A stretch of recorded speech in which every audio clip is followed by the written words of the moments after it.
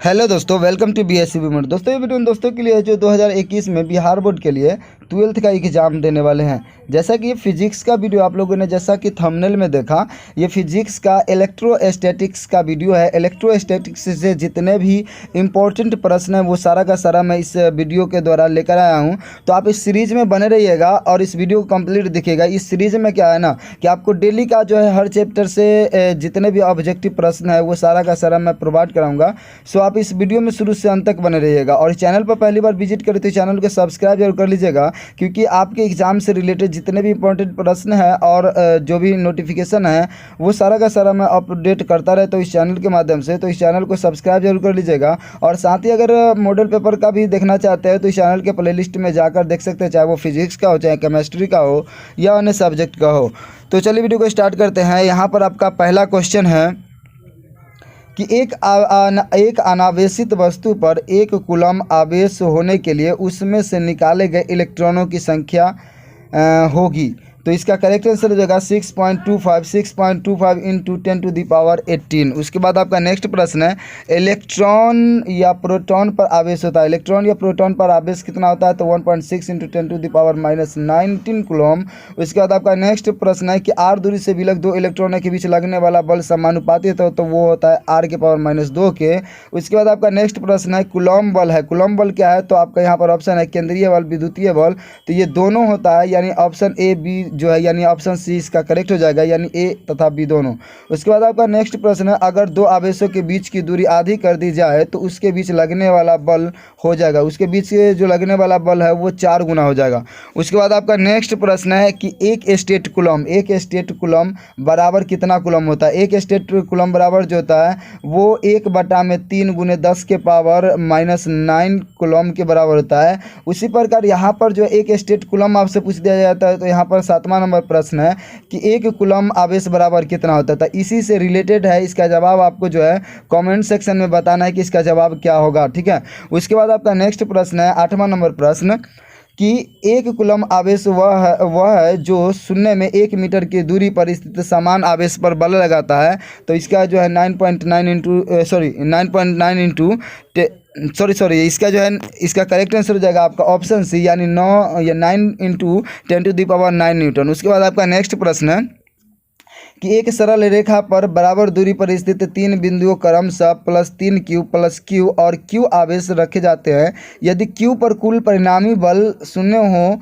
तो मान होगा। तो इसका मान क्या होगा? तो +3q हो जाएगा। उसके बाद आपका नेक्स्ट प्रश्न है 10वां नंबर प्रश्न कि किसी माध्यम पर आपेक्षिक परावैद्युता ER बराबर होती है। ER बराबर जो होती है वो ε/ε0 होती है। उसके बाद आपका नेक्स्ट प्रश्न है ε0 का मात्रक क्या होता है? तो ε0 का मात्रक जो होता है FM इनवर्स होती है। उसके बाद आपका नेक्स्ट प्रश्न है मुक्त आकाश की परावैद्युता होती है।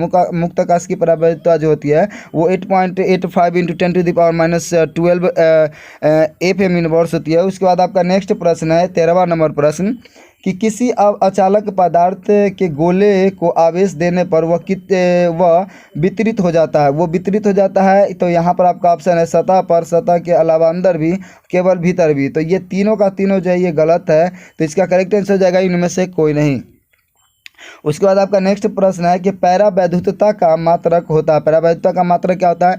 तो वो c² n इनवर्स m⁻2 होता है। उसके बाद आपका नेक्स्ट प्रश्न है कि किसी परावैद्युत का परावैद्युतांक यदि εr है तो उसमें निर्मग 2 बिंदुओं के आवेशों के बीच क्रियाशील बल F हो तो परावैद्युता का हटा देने पर उन दोनों आवेशों के बीच क्रियाशील बल हो जाएगा। तो क्या हो जाएगा क्रियाशील बल? εr × F। उसके बाद आपका नेक्स्ट प्रश्न है कि एक स्थिर विद्युत आवेश उत्पन्न करता है। एक स्थिर विद्युत आवेश क्या उत्पन्न करता है? तो इसका करेक्ट आंसर हो जाएगा आपका ऑप्शन बी, यानी कहने का मतलब जो है केवल विद्युतीय क्षेत्र। उसके बाद आपका नेक्स्ट प्रश्न है 17वां नंबर प्रश्न, स्थिर वैद्युतीय क्षेत्र होता है। स्थिर वैद्युतीय क्षेत्र क्या होता है? तो वो संरक्षी होता है। उसके बाद आपका नेक्स्ट प्रश्न है इनमें से कौन विद्युतीय क्षेत्र की तीव्रता का मात्रक है? 19वां नंबर प्रश्न है, तो इसका करेक्ट आंसर हो जाएगा आपका NC इनवर्स। यहाँ पर आंसर भी आप देख सकते हैं। उसके बाद आपका नेक्स्ट प्रश्न है यदि समरूप विद्युतीय क्षेत्र एक अक्ष की दिशा में हो तो समविभवीय तल होगा। तो समविभवीय तल क्या होगा? YZ तल में। उसके बाद आपका नेक्स्ट प्रश्न है किसी दी गई दूरी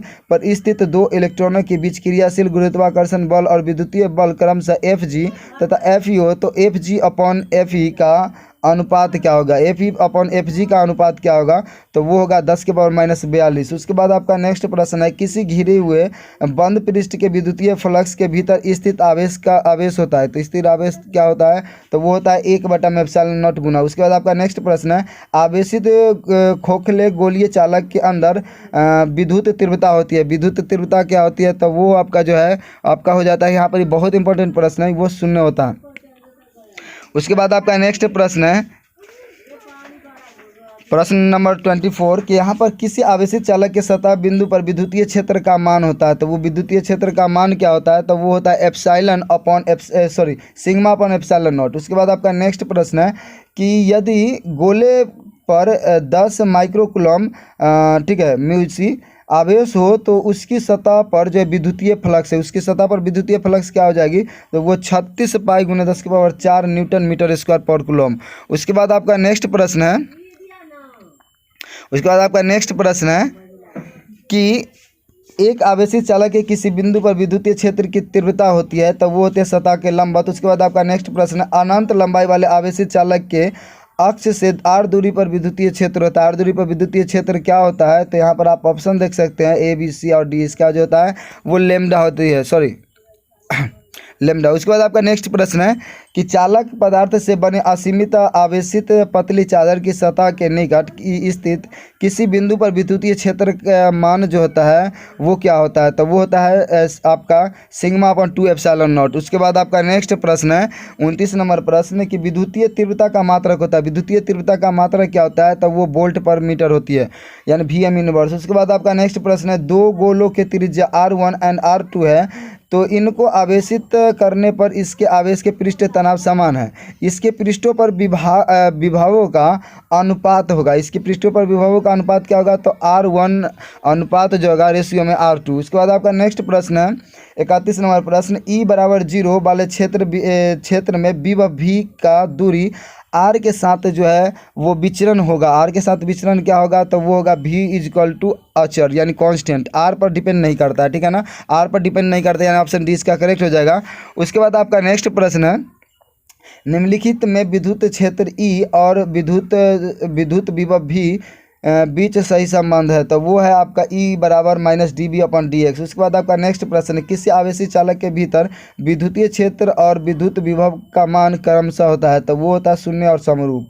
उसके बाद आपका नेक्स्ट प्रश्न, एक समान विद्युतीय क्षेत्र में स्वतंत्र रूप से निलंबित विद्युत द्विध्रुव की स्थितिज ऊर्जा का मान महत्तम होगा जब द्विध्रुव आघूर्ण विद्युतीय क्षेत्र के बीच के कोण हो, तो क्या कोण होगा, तो वो पाई रेड होगा, RAD, ठीक है। उसके बाद आपका नेक्स्ट प्रश्न है कि नेक्स्ट प्रश्न है आपका कि 2 कूलम यानी 2 कूलम आवेश को एक बिंदु से दूसरे बिंदु तक ले जाने में 20 जूल कार्य की आवश्यकता होती है, इन दोनों बिंदुओं के बीच की वोल्ट का विभवांतर होगा, तो इसके बीच का विभवांतर क्या होगा, 10 होगा। उसके बाद आपका नेक्स्ट प्रश्न है कि विद्युतीय क्षेत्र में किसी विद्युत द्विध्रुव को घुमाने में किया गया कार्य होता है, तो घुमाने में किया गया कार्य जो है W/PE1 - cos थीटा हो जाएगा। उसके बाद आपका नेक्स्ट प्रश्न है, यदि एक छोटे द्विध्रुव के अक्ष पर केंद्र से r दूरी पर विद्युत क्षेत्र E1 हो, तो द्विध्रुव के जो है लंब समद्विभाजक रेखा 2r दूरी पर क्षेत्र की तीव्रता E2 हो, तो इसका करेक्ट आंसर हो जाएगा आपका E2=-E1/16। उसके बाद आपका नेक्स्ट प्रश्न है, निम्नलिखित में वो कौन सी राशि है जिसका SI मात्रक वोल्ट पर मीटर होता है, तो वोल्ट पर मीटर जो है वो विद्युतीय क्षेत्र का होता है। उसके बाद आपका नेक्स्ट प्रश्न है कि यहाँ पर नेक्स्ट प्रश्न है 39 नंबर प्रश्न कि यदि किसी खोखले गोलीय चालक को धन आवेशित किया जाए तो उसके भीतर का विभव जो है वो क्या होता है, तो वो धनात्मक और समरूप होता है, यानी ऑप्शन 20 का करेक्ट हो जाएगा। उसके बाद आपका नेक्स्ट प्रश्न, अगर विद्युत द्विध्रुव को एक समान विद्युतीय क्षेत्र में रख दिया जाए तो उस पर लगने वाला कुल बल होगा, तो कुल बल होगा हमेशा शून्य। उसके बाद है आपका कि P वेक्टर आघूर्ण वाला विद्युत द्विध्रुव E वेक्टर तीव्रता वाले विद्युतीय क्षेत्र में रखा जाए तो उस पर लगने वाला जो टॉर्क होगा वो P × E वेक्टर होगा, P वेक्टर × E वेक्टर। उसके बाद सिमिलर क्वेश्चन है कि P वेक्टर आघूर्ण वाले विद्युत द्विध्रुव E तीव्रता वाले विद्युतीय क्षेत्र में रखा जाए तो स्थितिज ऊर्जा आपसे पूछा जाएगा, तो स्थितिज ऊर्जा जो है वो आपका क्या हो जाएगा, तो वो -P और -P वेक्टर डॉट, ठीक है, डॉट पॉइंट E वेक्टर। उसके बाद आपका नेक्स्ट प्रश्न है कि किसी आवेशित खोखले गोलाकार चालक के केंद्र पर होता है, तो क्या होता है, वो विद्युतीय क्षेत्र शून्य होता है। उसके बाद आपका नेक्स्ट प्रश्न है कि एक आवेशित गोलीय चालक के आवेश के पृष्ठ तनाव यानी सिग्मा है, तो इसके पृष्ठ पर विद्युतीय क्षेत्र ई, चालक के विद्युत विभव भी।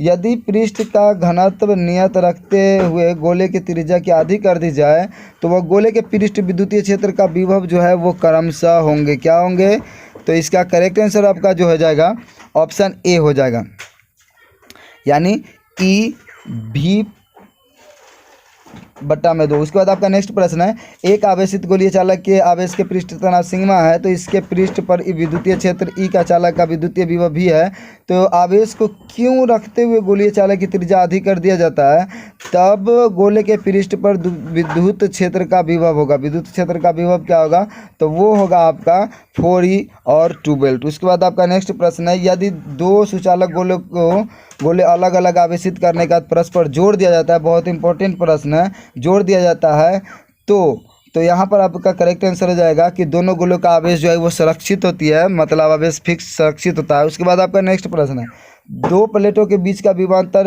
10⁵ वोल्ट है, तो इसके बीच की दूरी 4 × 10⁻³ मीटर है, तो इन प्लेटों के बीच स्थित इलेक्ट्रॉन पर बल होगा, क्या होगा, इलेक्ट्रॉन पर बल 4 × 10⁻⁻12 न्यूटन। उसके बाद आपका नेक्स्ट प्रश्न है कि विद्युत विभव के कारण किसी बिंदु r और थीटा पर विभव जिस व्यंजक से दिया जाता है वह है, तो वो क्या है विभव व्यंजक, तो वो है आपका 1/4πε0p cos θ/r²। उसके बाद आपका नेक्स्ट प्रश्न है, उसके बाद आपका नेक्स्ट यहाँ पर प्रश्न है, देख सकते हैं कि अगर 2 कूलम 6 कूलम एक दूसरे पर बल विकर्षित कर रही है, तो अगर यहाँ पर जो है दोनों को 2C आवेश कर दिया जाए तो बल होगा, तो बल क्या हो जाएगा, तो इसका करेक्ट आंसर हो जाएगा ऑप्शन ए, यानी 0। थोड़ा सा ये जो है बड़ा होगा, इसको मैं थोड़ा सा छोटा कर देता हूँ। उसके बाद आपका नेक्स्ट प्रश्न है कि निम्नलिखित में कौन सदिश राशि है, निम्नलिखित में कौन सदिश राशि है, तो सदिश राशि जो है आपका विद्युतीय क्षेत्र है। उसके बाद आपका नेक्स्ट प्रश्न है, ई आवेश और m द्रव्यमान वाले इलेक्ट्रॉन को भी विभवांतर से त्वरित किया जाता है, तो अंतिम वेग होगा, तो अंतिम वेग इसमें से क्या हो जाएगा, तो ये हो जाएगा, इसका करेक्ट आंसर हो जाएगा आपका ऑप्शन डी, ठीक है। उसके बाद आपका नेक्स्ट प्रश्न है कि अगर कोई आवेश किसी बंद सतह के बाहर रख दिया जाए तो विद्युत फ्लक्स क्या होगा, तो विद्युत फ्लक्स जो है इसमें 0 होता है, यानी 0 होता है। अगर साबुन के बुलबुलों को आवेशित कर दिया जाए तो इसकी त्रिज्या क्या होगी, इसकी त्रिज्या जो है वो बढ़ती है, इंक्रीज होती है। एक घन के केंद्र Q आवेश स्थित है, तो इसके एक फलक के निर्गत वैद्युत फ्लक्स होगा, तो वैद्युत फ्लक्स क्या हो जाएगा, वो हो जाएगा Q/6 सिग्मा नॉट। उसके बाद आपका नेक्स्ट प्रश्न है और इस वीडियो का आखिरी प्रश्न है।